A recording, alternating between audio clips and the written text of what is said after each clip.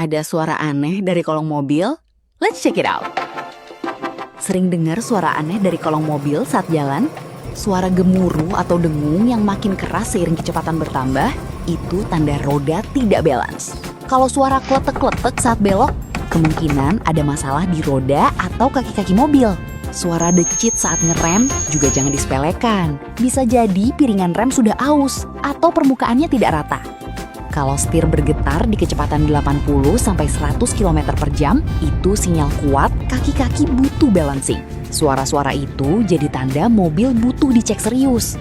Jadi, makin cepat ditangani, makin hemat biayanya.